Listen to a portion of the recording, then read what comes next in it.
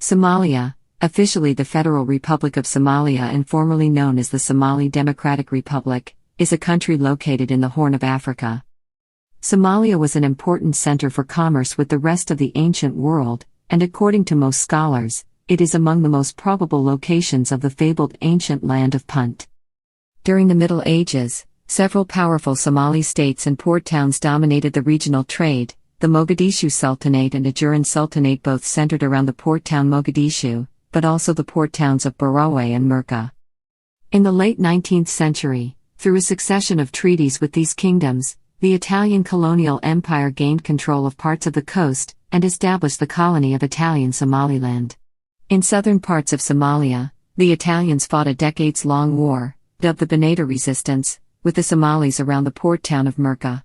Italy acquired full control of the northeastern, central and southern parts of the territory after successfully waging a campaign of the sultanates against the ruling Majeerteen Sultanate and the Sultanate of Hubyo. This occupation lasted until 1941 when it was replaced by a British military administration. On April 1, 1950, the Trust Territory of Somaliland under Italian administration was established as a United Nations trusteeship, with a promise of independence after 10 years. British Somaliland, nominally independent as the State of Somaliland for 4 days, merged as planned with the Trust Territory on July 1, 1960. Together, they formed the independent Somali Republic under a civilian government, the Somali National Assembly, headed by Haji Bashir Ismail Yusuf. The administration lasted until 1969, when the Supreme Revolutionary Council seized power in a bloodless coup and renamed the country the Somali Democratic Republic. In 1991, the Somali Civil War divided the country. Despite the establishment of interim, transitional, and federal governments, the country remains divided with the Republic of Somaliland with de facto independence. Prehistory. Somalia has been inhabited since at least the Paleolithic, when the Duan and Hargesan cultures flourished. The oldest evidence of burial customs in the Horn of Africa comes from cemeteries in Somalia dating back to the 4th millennium BC. The stone implements from the Jalalo site in the north were also characterized in 1909 as important artifacts demonstrating the archaeological universality during the Paleolithic between the East and the West. According to linguists, the first Afro-Asiatic-speaking populations arrived in the region during the ensuing Neolithic period from the families proposed Urheimat in the Nile Valley, or the Near East. Other scholars propose that the Afro-Asiatic family developed in situ in the Horn, with its speakers subsequently dispersing from there. The Las Gale Cave complex on the outskirts of Hargeisa in northwestern Somalia has rock art which dates back around 5,000 years and has depicting both wild animals and decorated cows. Other cave paintings are found in the northern Dambalan region, which feature one of the earliest known depictions of a hunter on horseback. The rock art is in the distinctive Ethiopian Arabian style, dated to 1000 to 3000 BCE. Additionally, between the towns of Las Kori and El Ao in northern Somalia lies Karinagain, the site of numerous cave paintings of real and mythical animals. Each painting has an inscription below it, which collectively have been estimated to be around 2,500 years old. Ancient Somalia domesticated the camel somewhere between the 3rd millennium and 2nd millennium BCE, from where it spread to ancient Egypt and North Africa. Land of Punt. Ancient pyramidical structures, mausoleums, ruined cities and stone walls found in Somalia are evidence of an old sophisticated civilization that once thrived in the Somali Peninsula. The findings of archaeological excavations and research in Somalia show that this civilization enjoyed a lucrative trading relationship with ancient Egypt and Mycenaean Greece since the 2nd millennium BCE. This supports the hypothesis of Somalia and/or the adjacent Horn territories corresponding with the ancient land of Punt. The Puntites traded myrrh, spices, gold, ebony, short-horned cattle, ivory and frankincense with the ancient Egyptians, Phoenicians, Babylonians, Indians, Chinese and Romans through their commercial ports. An ancient Egyptian expedition sent to Punt by the 18th dynasty Queen Hatshepsut is recorded on the temple reliefs at Deir el-Bahari, during the reign of the Puntite king Parahu and Queen Adi. One of the main scholarly work on Punt, written from a native Somali standpoint, was by Somali historian Muqsamid Ibrahim Muqsamid, who wrote the work, Tariq da Somalia, Dawkiai Filkawana e Punt, Macrobia Kingdom. In the classical era, the Macrobians, who were Proto-Somali, established a powerful tribal kingdom that ruled large parts of modern Somalia. They were reputed for their longevity and wealth, and were said to be the tallest and handsomest of all men. The Maccabeans were warrior herders and seafarers. According to Herodotus' account, the Persian emperor Cambyses II, upon his conquest of Egypt, sent ambassadors to Macrobia, bringing luxury gifts for the Maccabean king to entice his submission. The Maccabean ruler, who was elected based on his stature and beauty, replied instead with a challenge for his Persian counterpart in the form of an unstrung bow. If the Persians could manage to draw it, they would have the right to invade his country, but until then, they should thank the gods that the Maccabeans never decided to invade their empire. The Maccabeans were a regional power that were known from east to west and were highly advanced in architecture and extremely known for their wealth, where they were noted for its gold, which was so plentiful that the Maccabeans shackled their prisoners in golden chains. Somali city-states.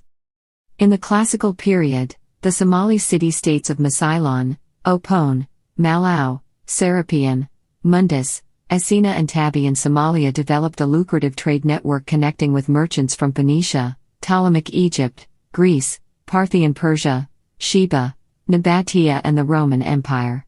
They used the ancient Somali maritime vessel known as the Beadon to transport their cargo. After the Roman conquest of the Nabatean Empire and the Roman naval presence at Aden to curb pillaging, Somali and Gulf Arab merchants by agreement barred Indian ships from trading in the free port cities of the Arabian Peninsula to protect the interests of Somali and Arab merchants in the extremely lucrative ancient Red Sea-Mediterranean Sea commerce. However, Indian merchants continued to trade in the port cities of the Somali Peninsula, which was free from Roman interference. For centuries, the Indian merchants brought large quantities of cinnamon from Sri Lanka and Indonesia to Somalia and Arabia. This is said to have been the best-kept secret of the Somali and Gulf Arab merchants in their trade with the Roman and Greek world. The Romans and Greeks believed the source of cinnamon to have been the Somali Peninsula, but in reality, the highly valued product was brought to Somalia by way of Indian ships. Through collusive agreement by Somali and Gulf Arab traders, Indian/Chinese cinnamon was also exported for far higher prices to North Africa, the Near East and Europe, which made the cinnamon trade a very profitable revenue generator, especially for the Somali merchants through whose hands large quantities were shipped across ancient sea and land routes. Medieval Islam was introduced to the northern Somali coast early on from the Arabian Peninsula, shortly after the Hijra. Zila's 2 Mikrab Masjid al-Qiblatain dates to the 7th century, and is the oldest mosque in Africa. In the late 9th century, al-Yaqubi wrote that Muslims were living along the northern Somali seaboard. He also mentioned that the Adal kingdom had its capital in the city, suggesting that the Adal Sultanate with Zila as its headquarters dates back to at least the 9th or 10th century. Adal's history from this founding period forth would be characterized by a succession of battles with neighboring Abyssinia. The Sultanate of Mogadishu's first dynasty was established by Abubakar bin Fakhr ad-Din. This ruling house was succeeded by different dynasties like the Khatani, Hilwani and eventually the Muzaffar dynasty, and remained a powerful regional trading city-state, being the first to make use of the gold mines in Sofala. Eventually at the end of the 16th century the Muzaffarid dynasty allied themselves to the Somali-Ajuran Empire for many years. Mogadishu stood as the preeminent city in the Bilad al-Barbar, which was the medieval Arab term for the Somali coast. Following his visit to the city, the 12th century Syrian historian Yaqut al-Hamawi wrote that it was inhabited by Berbers, the ancestors of the modern Somalis. The conquest of Shoa ignited a rivalry for supremacy between the Christian Solomonids and the Muslim Ifatites, which resulted in several devastating wars and ultimately ended in a Solomonic victory over the kingdom of Ifat. Parts of northwestern Somalia came under the rule of the Solomonids in medieval times, especially during the reign of Amda Seyon I. In 1403 or 1415, measures were taken against the Muslim Sultanate of Adal. The emperor eventually captured King Saad ad-Din II of the Walashma dynasty in Zila and had him executed. The Walashma Chronicle, however, records the date as 1415, which would make the Ethiopian victor Emperor Yeshak I. After the war, the reigning king had his minstrels compose a song praising his victory, which contains the first written record of the word Somali. Saad ad-Din II's family was subsequently given safe haven at the court of the king of Yemen, where his sons regrouped and planned their revenge on the Solomonids. The oldest son Saber ad-Din II built a new capital eastwards of Xylan known as Dhaka and began referring to himself as the king of Adal.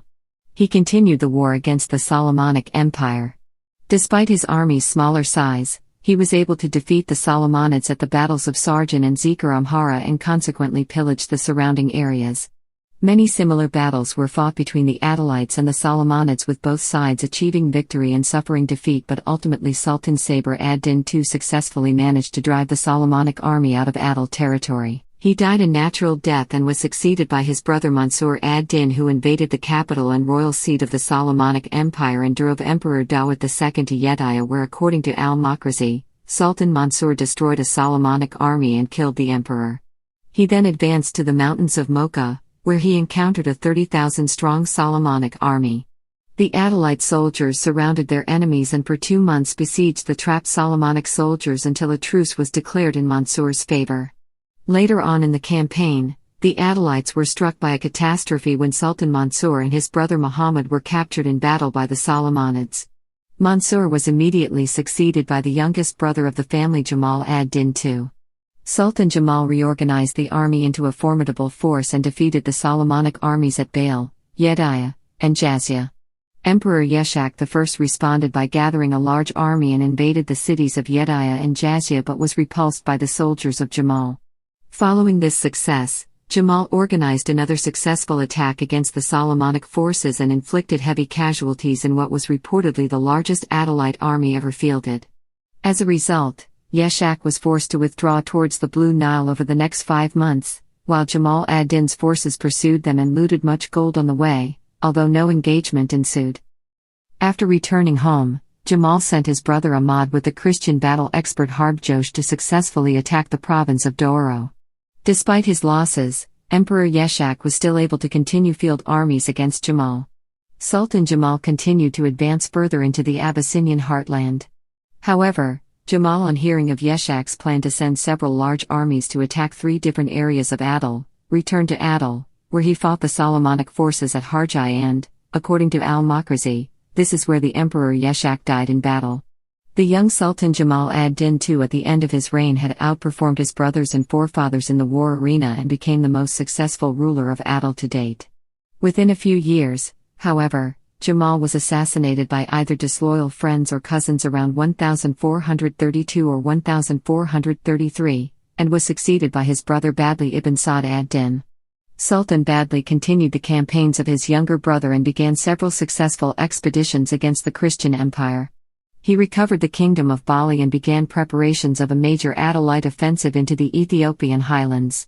He successfully collected funding from surrounding Muslim kingdoms as far away as the Kingdom of Mogadishu. However, these ambitious plans were thrown out the war chamber when King Badli died during the invasion of Doro. He was succeeded by his son Muhammad ibn Badli, who sent envoys to the Sultan of Mamluk Egypt to gather support and arms in the continuing war against the Christian Empire. The Adalite ruler Muhammad and the Solomonic ruler Beda Maryam agreed to a truce, and both states in the following decades saw an unprecedented period of peace and stability. Early modern.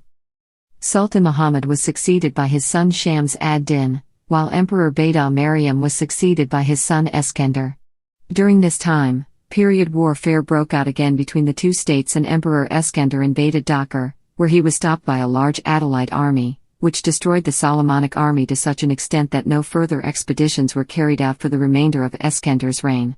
Adal, however, continued to raid the Christian Empire unabated under General Mfuz, the leader of the Adalite war machine, who annually invaded the Christian territories. Eskender was succeeded by Emperor Nayad, who tried to defend the Christians from General Mfuz, but he too was also killed in battle by the Adalite army in Ifat. At the turn of the 16th century, Adal regrouped and, around 1527, under the charismatic leadership of Imam Ahmad ibn Ibrahim al-Ghazi, invaded Abyssinia. Adalite armies, with Ottoman arms and support, marched into Ethiopia and caused considerable damage on the highland state. Many historic churches, manuscripts and settlements were looted and burned during the campaigns. Adal's use of firearms, still only rarely used in Ethiopia, allowed the conquest of well over half of Ethiopia, reaching as far north as Tigray. The complete conquest of Ethiopia was averted by the timely arrival of a Portuguese expedition led by Cristóvão da Gama, son of the famed navigator Vasco da Gama. The Portuguese had been in the area earlier, in the early 16th century, in search of the legendary priest King Prester John, and, although a diplomatic mission from Portugal, led by Rodrigo de Lima, had failed to improve relations between the countries, they responded to the Ethiopian pleas for help and sent a military expedition to their fellow Christians. A Portuguese fleet under the command of Estevão da Gama was sent from Portuguese India and arrived at Massawa in February 1541. Here, he received an ambassador from the emperor beseeching him to send help against the Muslims. In July, a force of 400 musketeers, under the command of Cristóvão da Gama, younger brother of Estevão, marched into the interior. Joined by Ethiopian troops, they were at first successful against the Muslims, but they were subsequently defeated at the Battle of Wufla, and their commander captured and executed. On February 21, 1543, however, a joint Portuguese-Ethiopian force defeated the Muslim army at the Battle of Wainadaga, in which Ahmed Guri was killed and the war won. Ahmed Guri's widow married his nephew Nu'a ibn Mujahid, in return for his promise to avenge Ahmed's death, who succeeded Ahmed Guri, and continued hostilities against his northern adversaries until he killed the Ethiopian emperor in his second invasion of Ethiopia. During the age of the Ajurans, the sultanates and republics of Merka, Mogadishu, Barawa, Habio and their respective ports flourished and had a lucrative foreign commerce with ships sailing to and coming from Arabia, India, Phoenicia, Persia, Egypt, Portugal and as far away as China. Vasco da Gama, who passed by Mogadishu in the 15th century, noted that it was a large city with houses of 4 or 5 stories and big palaces in its center and many mosques with cylindrical minarets. In the 16th century, Duarte Barbosa noted that many ships from the Kingdom of Cambaya in India sailed to Mogadishu with cloths and spices, for which they in return received gold, wax and ivory. Barbosa also highlighted the abundance of meat, wheat, barley, horses, and fruit on the coastal markets, which generated enormous wealth for the merchants. Mogadishu, the center of a thriving weaving industry known as Tube Benadir, together with Merka and Barawa also served as transit stops for Swahili merchants from Mombasa and Malindi and for the gold trade from Kilwa. Jewish merchants from the Hormuz brought their Indian textile and fruit to the Somali coast in exchange for grain and wood. Trading relations were established with Malacca in the 15th century with cloth, ambergris and porcelain being the main commodities of the trade. Giraffes, zebras and incense were exported to the Ming dynasty of China, which established Somali merchants as leaders in the commerce between the Asia and Africa. In the process, the Somali language influenced the Chinese language. Hindu merchants from Surat and Southeast African merchants from Pate, seeking to bypass both the Portuguese blockade and Omani meddling, used the Somali ports of Merka and Barawa to conduct their trade in safety and without interference. The 16th century Somali-Portuguese wars in East Africa meant that geopolitical tensions would remain high, and the increased contact between Somali sailors and Ottoman corsairs worried the Portuguese, who actually sent multiple punitive expeditions against the Ajuran Empire so that Portuguese could colonize the wealthy Somali port cities. Example: Barawa under Tristão da Cunha was sacked in the Battle of Barawa, and the attack on Mogadishu by João de Sepúlveda was repelled, in the Battle of Benadir.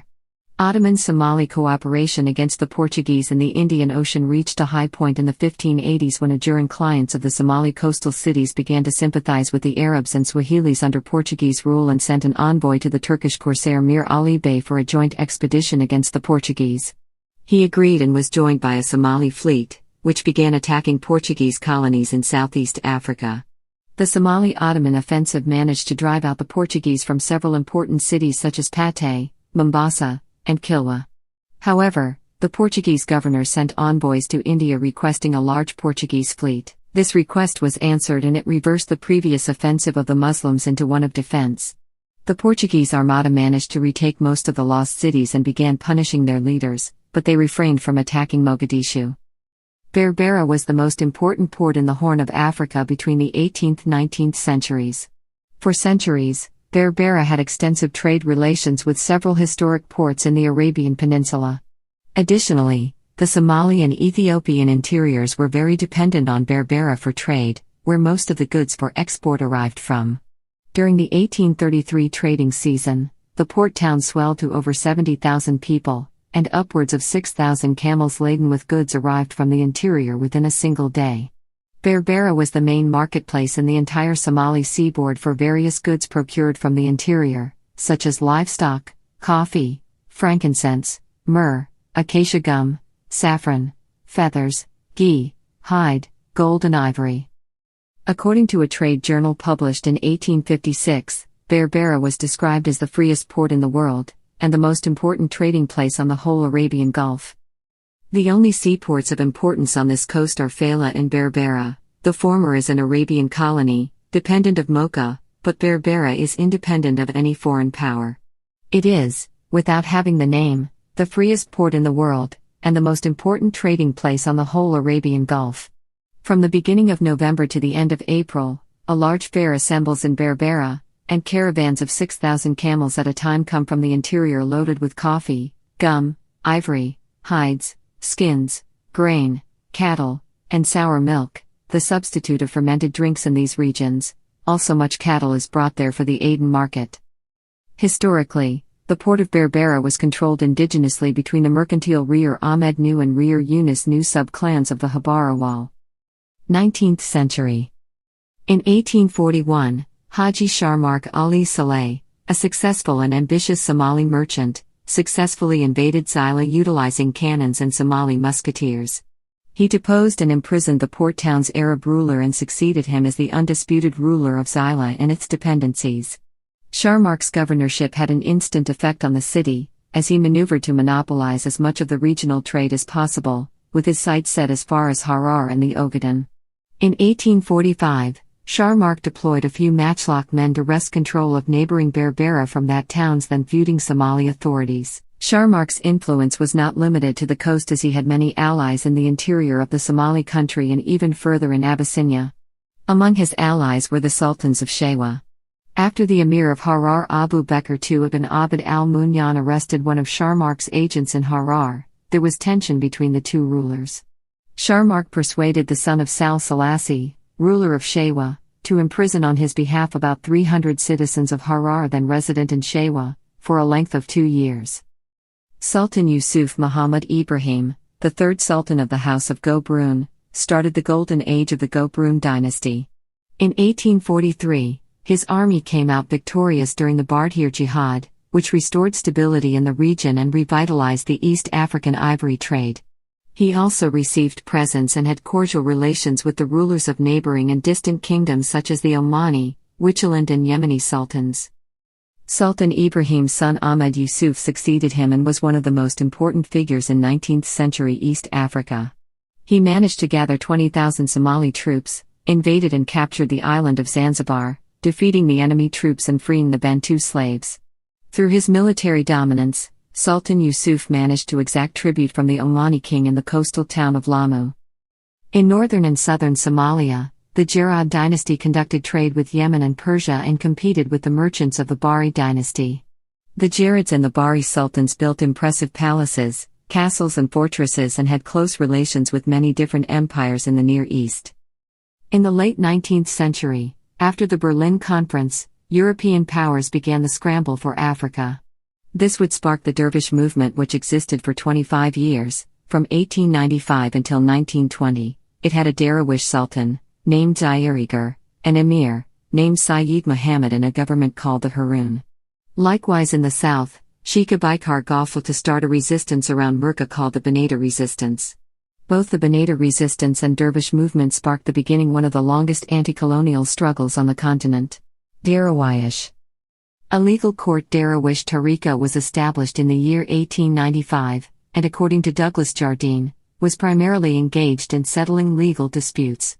This early Darawish court Tariqa was also described as friendly to the British government.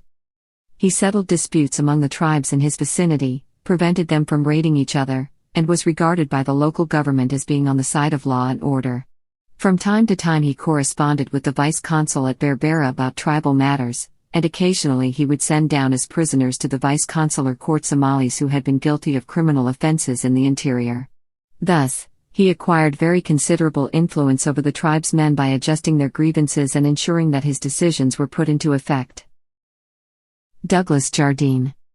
In Darawish nomenclature, a person learned in the rulings, legal codes and stipulations of this early Darawish court, was referred to as a muqaddim, which roughly translates as arbitrator.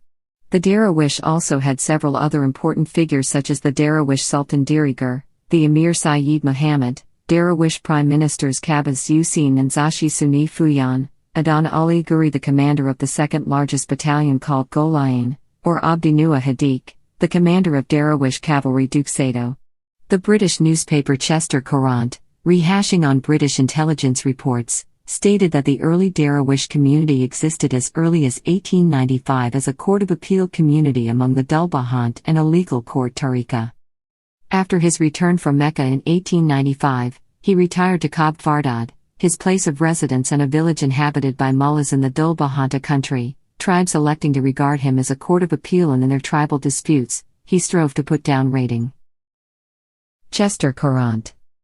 The Haroun, the Darawish king Dirigar and its emir Sayyid Muhammad, carved out a powerful state which was subdivided into 13 administrative divisions, of which the 4 largest, Sheikh Kayal, Duke Sato, Golayan, Minam, were near exclusively Dulbahant. The other administrative divisions, Targoy, Darbash, Indabadan, Burkati Godwine, Garbo, Ragshun, Gorhay, Ba-Ajun and Shakni Kali, were collectively also overwhelmingly Dulbahant. The Dervish movement successfully repulsed the British Empire 4 times and forced it to retreat to the coastal region. Intermediary events include that a group of Somali children were converted to Christianity and adopted by the French Catholic mission at Berbera in 1899, precipitating one of the Sayyid's letters to Sultan Daria in 1899. Hassan said that the British have destroyed our religion and made our children their children, alluding to Sultan Nuh's incident with the Roman-French mission at Berbera. The Dervish soon emerged as an opposition of the Christian activities, defending their version of Islam against the Christian mission. The Darawish defeated the colonial powers on numerous occasions, most notably, the 1903 victory at Kagarwain commanded by Suleiman Aden Galado, the killing of General Richard Corfield by Ibrahim Zurain in 1913, and Theses repulsions forcing the British Empire to retreat to the coastal region in the late 1900s. The only 2 notable defeats of the Darawish were both commanded by Haji Yusuf Bar, the first time at Jid Bayali in 1904, and the second time at the last stand at Talay when the Dervishes were finally defeated in 1920 by British air power. Banata resistance. In the 1890s, the Italian occupation of Marca sparked the beginning an outrage among the Bemal clan. Many of them joined the Bemal resistance against Italy. An Italian resident of the city, Giacomo Trevis, was assassinated in 1904. In response, Italy occupied the port town of Jazeera about 30 miles south of Mogadishu. In response, Bemal leaders called for a grand conference mobilizing the Banadiri clans, thus it came to eventually be known as the Banata resistance. The resistance was spearheaded by Sheikh Abdi Ghafl and Malan Mursal Abdi Yusuf, 2 prominent local Islamic teachers in Marca from the Bemal clan. The resistance, albeit clan-based, initially transformed into one with a religious fervor, mainly Bemal.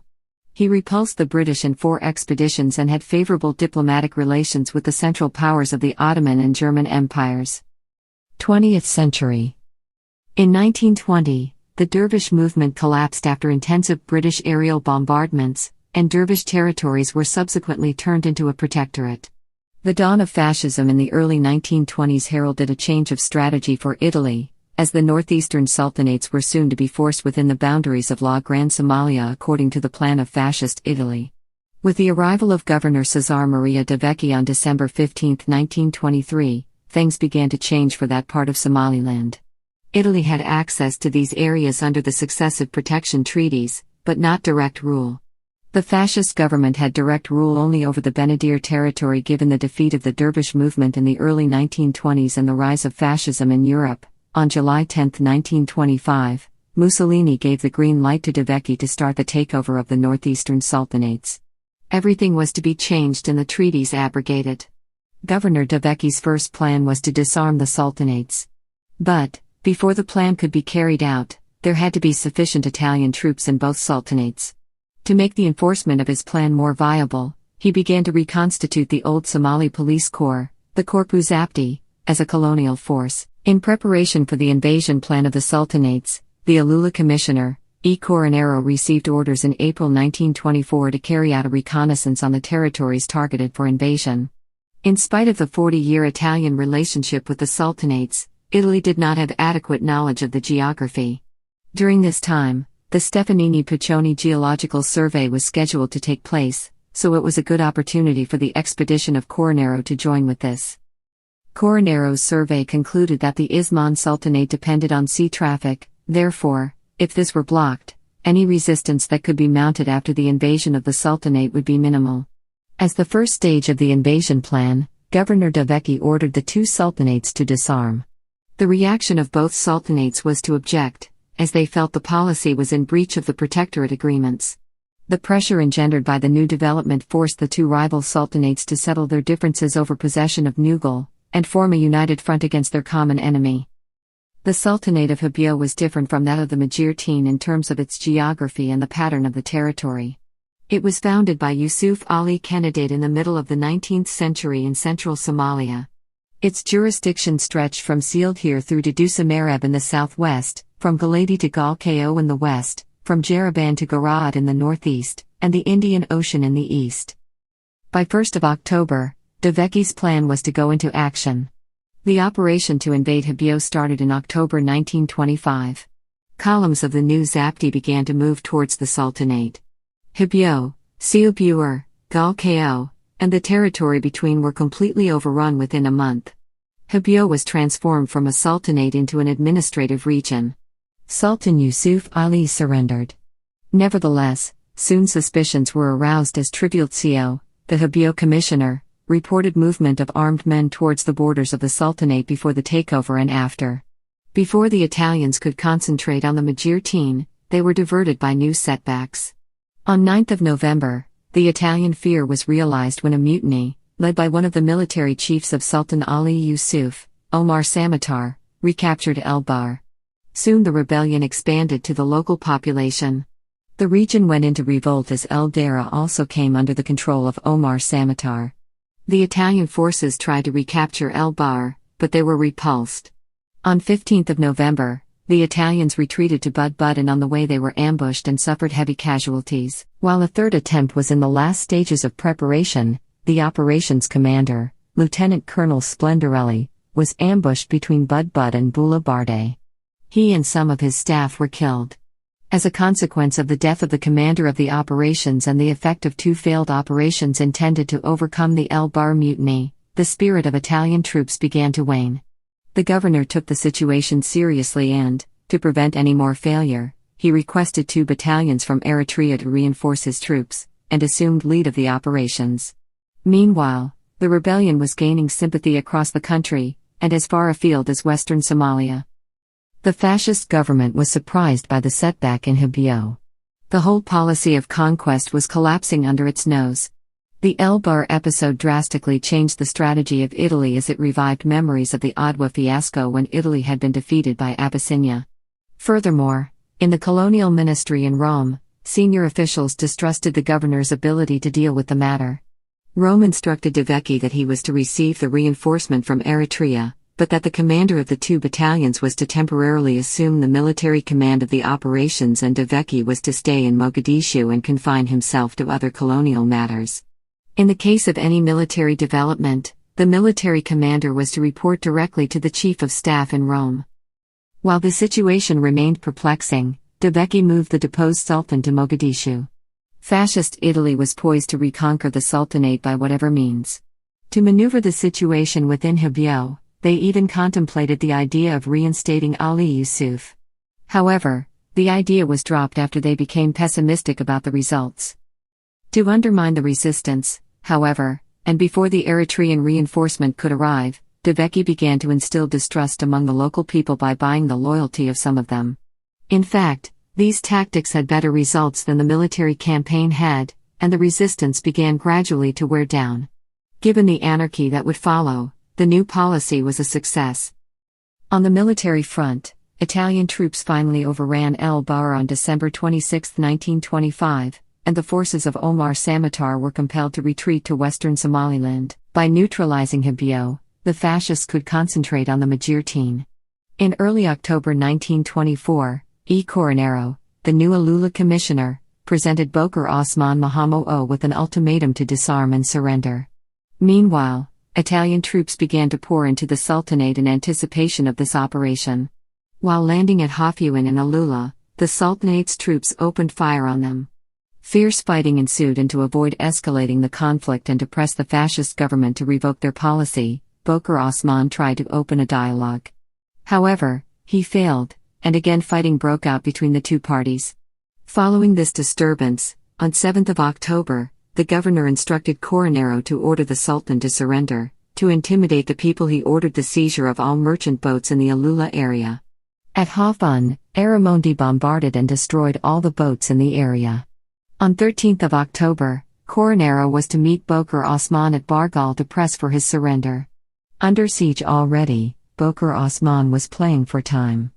However, on 23 October, Bokar Osman sent an angry response to the governor defying his order. Following this, a full-scale attack was ordered in November. Bargal was bombarded and destroyed to the ground. This region was ethnically compact, and was out of range of direct action by the fascist government of Mogadishu. The attempt of the colonizers to suppress the region erupted into explosive confrontation.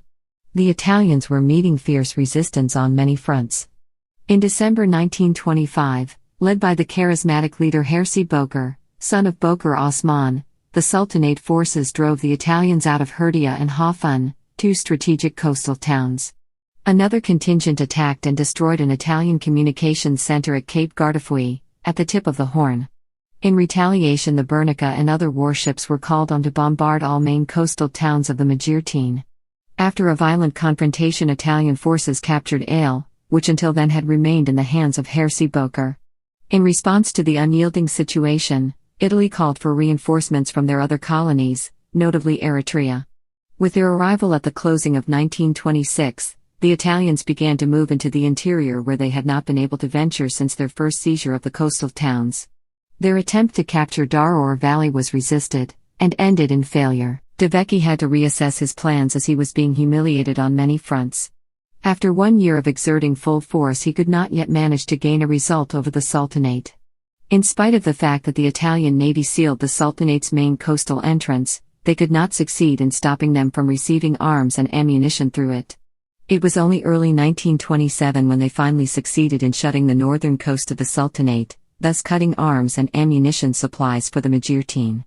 By this time, the balance had tilted to the Italian side, and in January 1927 they began to attack with a massive force, capturing Iskushuban, at the heart of the Majeerteen. Hersi Bokar unsuccessfully attacked and challenged the Italians at Iskushuban. To demoralize the resistance, ships were ordered to target and bombard the Sultanate's coastal towns and villages. In the interior, the Italian troops confiscated livestock. By the end of the 1927, the Italians had taken full control of the Sultanate. Hersi Bokar and his troops retreated to Ethiopia in order to rebuild their forces, but were unable to retake their territories, effectively ending the campaign of the Sultanates. Somalia Italiana and World War II. On May 9, 1936, Mussolini proclaimed the creation of the Italian Empire, calling it the Africa Orientale Italiana, and formed by Ethiopia, Eritrea and Italian Somaliland. The Italians made many new investments in infrastructure in the region, such as the Strada Imperiale between Addis Ababa and Mogadishu and the railway Mogadishu-Villa Bruzzi of 114 kilometers. Over the course of Italian Somaliland's existence, many Somali troops fought in the so-called Regio Corpo Truppe Coloniale. The soldiers were enrolled as Dubats, Zapti and Banda Irregolari. During World War II, these troops were regarded as a wing of the Italian Army's infantry division, as was the case in Libya and Eritrea. The Zapti provided a ceremonial escort for the Italian viceroy as well as the territorial police. There were already more than 1,000 such soldiers in 1922. In 1941, in Italian Somaliland and Ethiopia, 2,186 Zapti plus an additional 500 recruits under training officially constituted a part of the Carabinieri. They were organized into a battalion commanded by Major Alfredo Sarenti that defended Kulkwalber for 3 months until this military unit was destroyed by the Allies. After heavy fighting, the Somali troops and the Italian Carabinieri received full military honors from the British. In the first half of 1940, there were 22,000 Italians living in Somalia, and the colony was one of the most developed in East Africa in terms of the standard of living of the colonists and of the Somalis, mainly in the urban areas. More than 10,000 Italians were living in Mogadishu, the administrative capital of the Africa Orientale Italiana, and new buildings were erected in the Italian architectural tradition. By 1940, the Villaggio Duca degli Abruzzi had a population of 12,000 people, of whom nearly 3,000 were Italian Somalis, and enjoyed a notable level of development with a small manufacturing area with agricultural industries. In the second half of 1940, Italian troops invaded British Somaliland and ejected the British. The Italians also occupied parts of the British East Africa Protectorate bordering Jubaland around the towns of Moyal and Buna. Mussolini boasted in front of a group of Somalis leaders in late summer 1940 that he had created the Greater Somalia after the union of British Somaliland to his Somalia Governorate. Independence. During World War II, Britain regained control of British Somaliland and conquered Italian Somaliland, administering both militarily as protectorates. In November 1945, during the Potsdam Conference, the United Nations granted Italy trusteeship of Italian Somaliland, but only under close supervision and on the condition, first proposed by the Somali Youth League and other nascent Somali political organizations, such as Hizbia Digil Miriful Somali and the Somali National League, that Somalia achieve independence within 10 years. British Somaliland remained a protectorate of Britain until 1960. To the extent that Italy held the territory by UN mandate, the trusteeship provisions gave the Somalis the opportunity to gain experience in political education and self-government. These were advantages that British Somaliland, which was to be incorporated into the new Somali state, did not have. Although, in the 1950s, British colonial officials attempted, through various administrative development efforts, to make up for past neglect, the protectorate stagnated.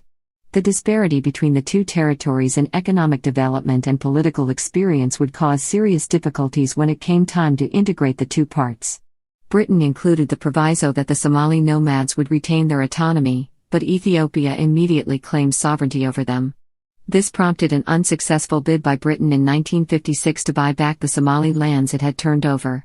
Britain also granted administration of the almost exclusively Somali-inhabited northern frontier district to Kenyan nationalists despite an informal plebiscite demonstrating the overwhelming desire of the region's population to join the newly formed Somali Republic. A referendum was held in neighboring Djibouti in 1958, on the eve of Somalia's independence in 1960, to decide whether or not to join the Somali Republic or to remain with France. The referendum turned out in favor of a continued association with France, largely due to a combined yes vote by the sizable Afar ethnic group and resident Europeans. There was also allegations of widespread vote rigging, with the French expelling thousands of Somalis before the referendum reached the polls. The majority of those who voted no were Somalis who were strongly in favor of joining a united Somalia, as had been proposed by Mahmoud Harbi, vice president of the Government Council. Harbi was killed in a plane crash 2 years later. Djibouti finally gained its independence from France in 1977, and Hassan Gould Abtiden, a Somali who had campaigned for a yes vote in the referendum of 1958, eventually wound up as Djibouti's first president. On July 1, 1960, the two territories united to form the Somali Republic, albeit within boundaries drawn up by Italy and Britain. A government was formed by Abdullahi Isa Mahmoud and Muhammad Haji Ibrahim Agal and other members of the trusteeship and protectorate governments, with the Speaker of the Somali Union Act Haji Bashir Ismail Yusuf as President of the Somali National Assembly, Aden Abdullah Osman Dar as President of Somali Republic, and Abdurrashid Ali Shermark as Prime Minister. On July 20, 1961, and through a popular referendum, the people of Somalia ratified a new constitution, which was first drafted in 1960. In 1967, Muhammad Haji Ibrahim Agal became Prime Minister, a position to which he was appointed by Shermark. Agal would later become the president of the autonomous Somaliland region in northwestern Somalia. On October 15, 1969, while paying a visit to the northern town of Las Anad, Somalia's then President Abdurrashid Ali Shermark was shot dead by a policeman. His assassination was quickly followed by a military coup d'état on October 21, 1969, in which the Somali army seized power without encountering armed opposition, essentially a bloodless takeover. The putsch was spearheaded by Major General Mohammed Syed Barre, who at the time commanded the army. Somali Democratic Republic. Supreme Revolutionary Council. Alongside Barre, the Supreme Revolutionary Council that assumed power after President Sharmarke's assassination was led by Lieutenant Colonel Salad Gaber Khediye and Chief of Police Jama Kershel.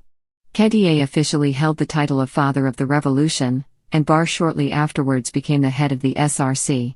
The SRC subsequently renamed the country the Somali Democratic Republic, dissolved the parliament and the Supreme Court, and suspended the constitution. The Revolutionary Army established large-scale public works programs and successfully implemented an urban and rural literacy campaign, which helped dramatically increase the literacy rate. In addition to a nationalization program of industry and land, the new regime's foreign policy placed an emphasis on Somalia's traditional and religious links with the Arab world, eventually joining the Arab League in 1974. That same year, Barre also served as chairman of the Organization of African Unity, the predecessor of the African Union. In July 1976, Barre's SRC disbanded itself and established in its place the Somali Revolutionary Socialist Party, a one-party government based on scientific socialism and Islamic tenets. The SRSP was an attempt to reconcile the official state ideology with the official state religion by adapting Marxist precepts to local circumstances.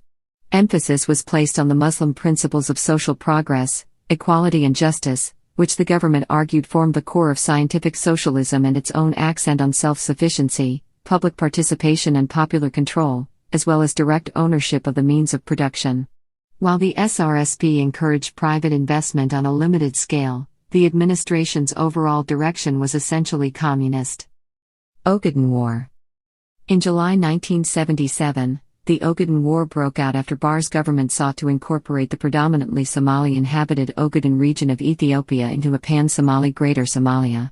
In the first week of the conflict, Somali armed forces seized the southern and central parts of the Ogaden.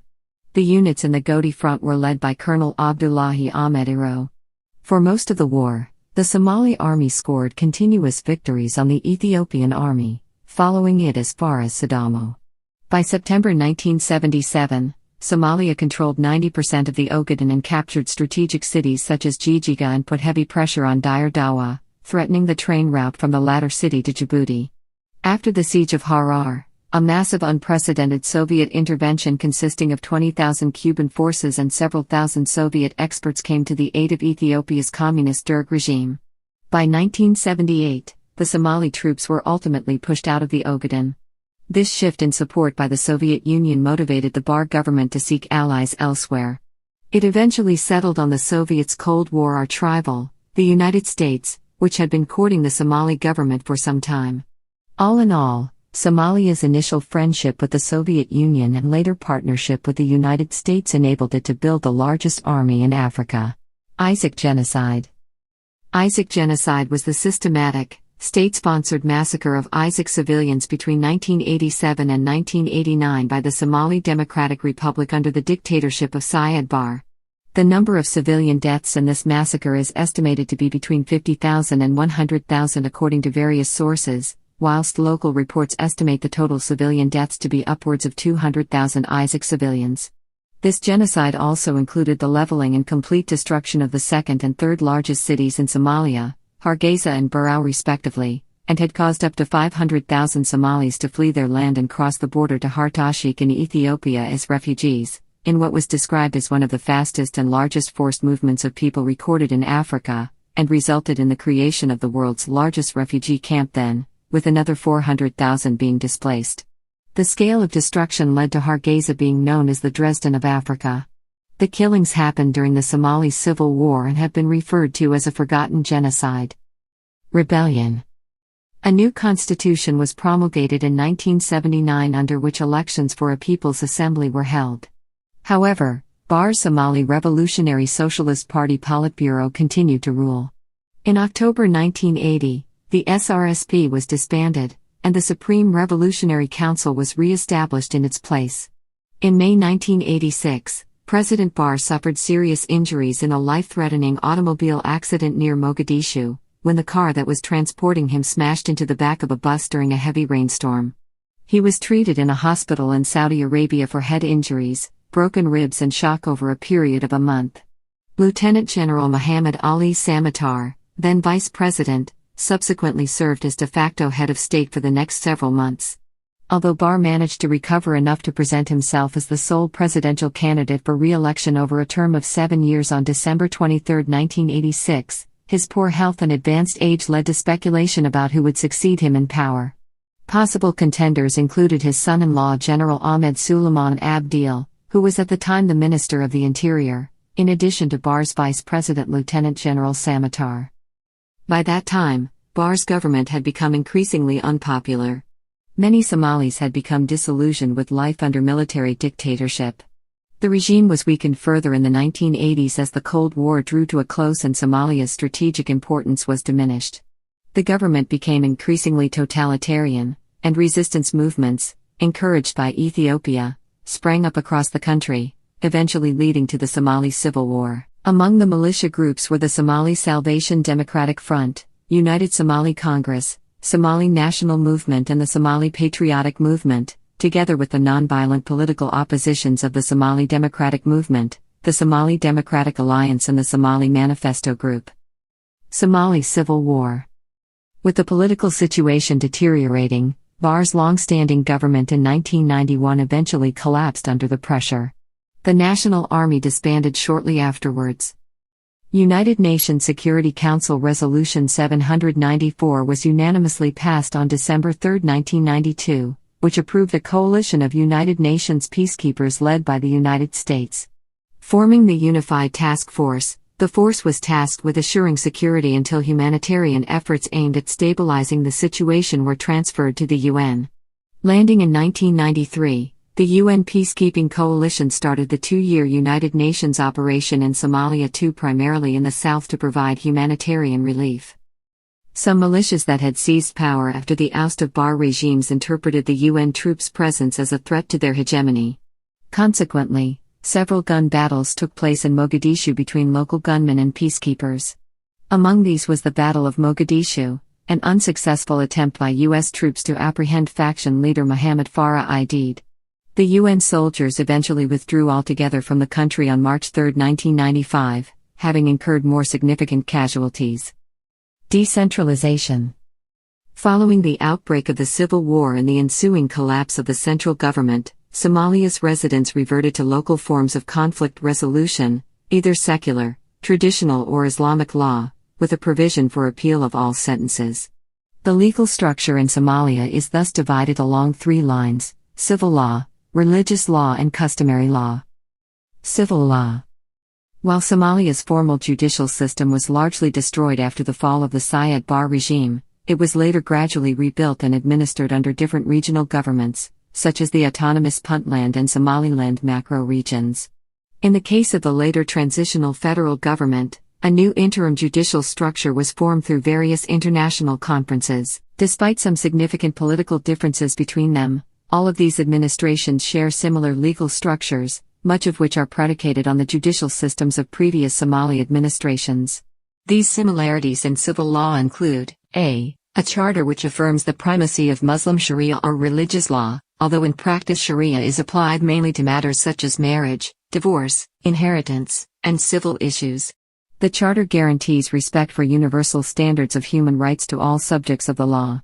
It also assures the independence of the judiciary, which in turn is protected by a judicial committee. B. A 3-tier judicial system including a Supreme Court, a Court of Appeals, and courts of first instance, and C. The laws of the civilian government which were in effect prior to the military coup d'état that saw the Barre regime into power remain in force until the laws are amended.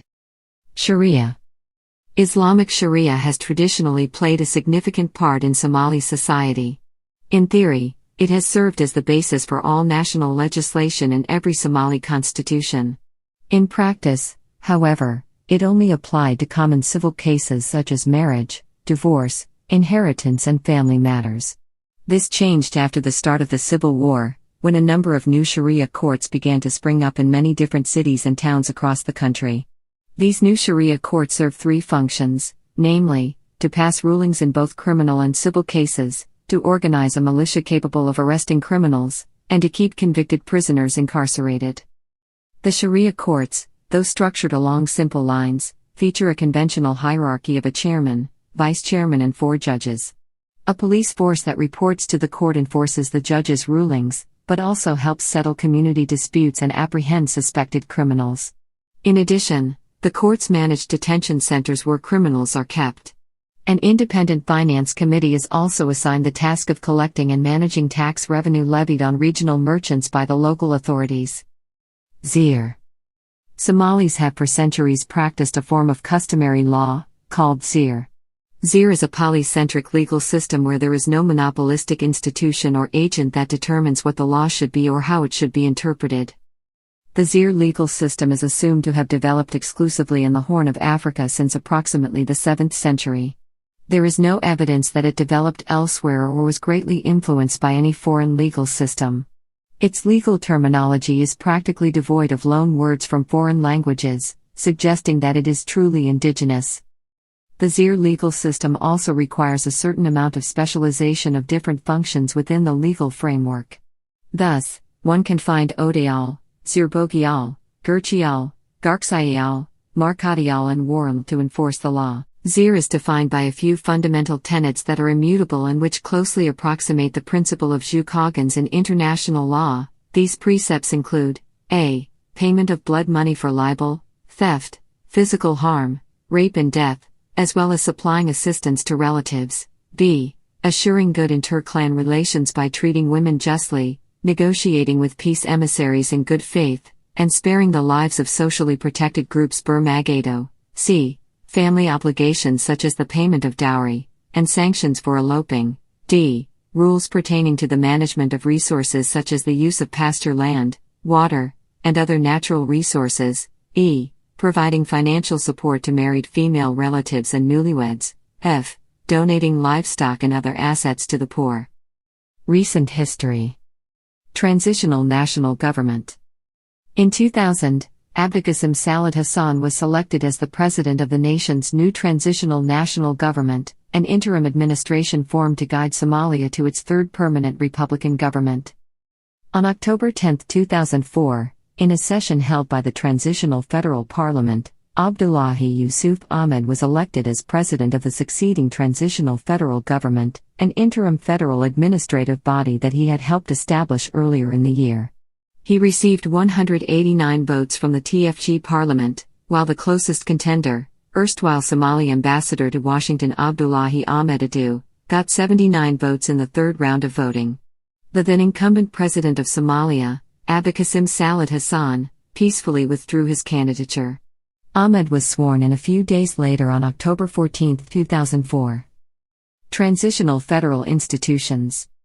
The Transitional Federal Government was the internationally recognized government of Somalia until August 20, 2012, when its tenure officially ended. It was established as one of the transitional federal institutions of government as defined in the Transitional Federal Charter adopted in November 2004 by the Transitional Federal Parliament. The Transitional Federal Government officially comprised the executive branch of government, with the TFP serving as the legislative branch. The government was headed by the President of Somalia, to whom the cabinet reported through the Prime Minister. However, it was also used as a general term to refer to all three branches collectively. Islamic Courts Union and Ethiopian intervention. In 2006, the Islamic Courts Union, an Islamist organization, assumed control of much of the southern part of the country and promptly imposed Sharia law.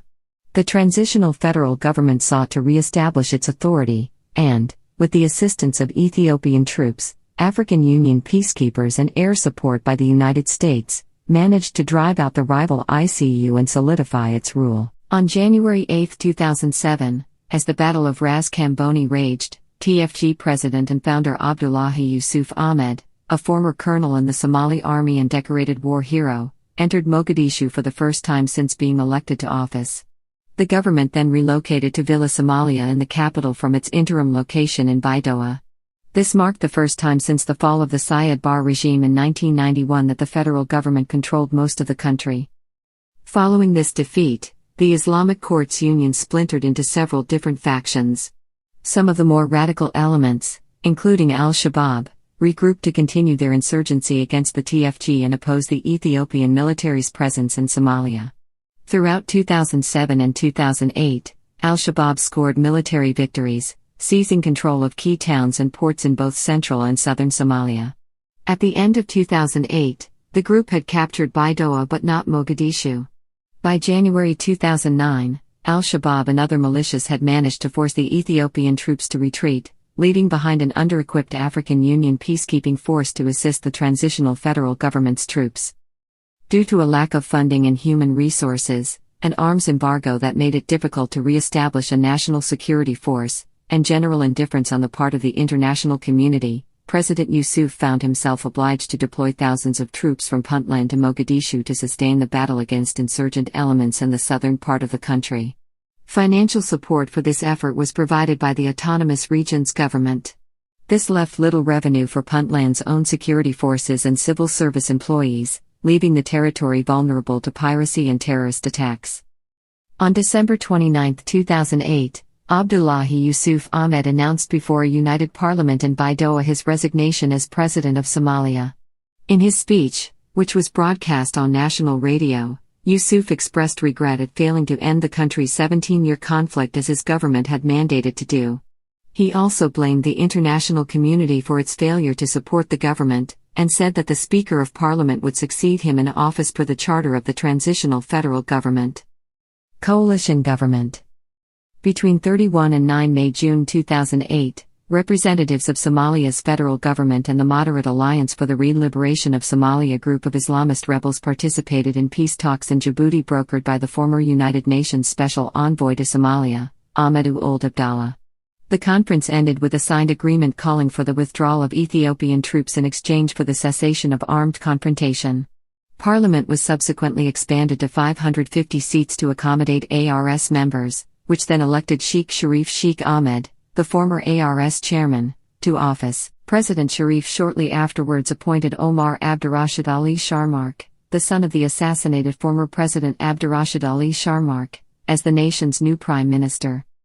With the help of a small team of African Union troops, the coalition government also began a counteroffensive in February 2009 to assume full control of the southern half of the country. To solidify its rule, the TFG formed an alliance with the Islamic Courts Union, other members of the Alliance for the Re-Liberation of Somalia, and Ahlu-Sunnah wal Jamaa, a moderate Sufi militia. Furthermore, al-Shabaab and Hizbul Islam, the two main Islamist groups in opposition, began to fight amongst themselves in mid-2009. As a truce, in March 2009, Somalia's coalition government announced that it would re-implement Sharia as the nation's official judicial system. However, conflict continued in the southern and central parts of the country. Within months, the coalition government had gone from holding about 70% of south-central Somalia's conflict zones, territory which it had inherited from the previous Yusuf administration, to losing control of over 80% of the disputed territory to the Islamist insurgents. On October 14, 2010, diplomat Mohammed Abdullahi Mohammed was appointed the new Prime Minister of Somalia. The former Premier Omar Abdirashid Ali Sharmark resigned the month before following a protracted dispute with President Sharif over a proposed draft constitution.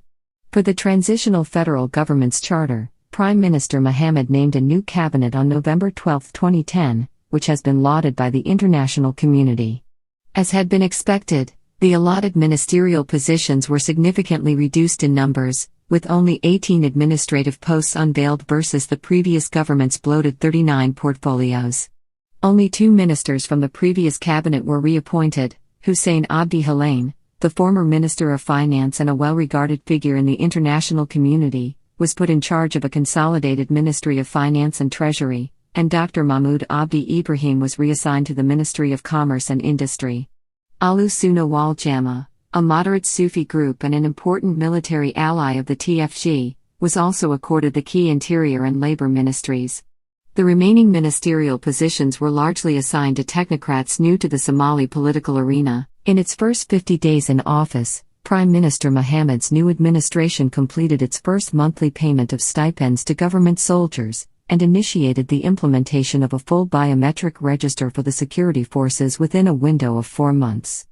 Additional members of the Independent Constitutional Commission were also appointed to engage Somali constitutional lawyers, religious scholars and experts in Somali culture over the nation's upcoming new constitution, a key part of the government's transitional federal tasks.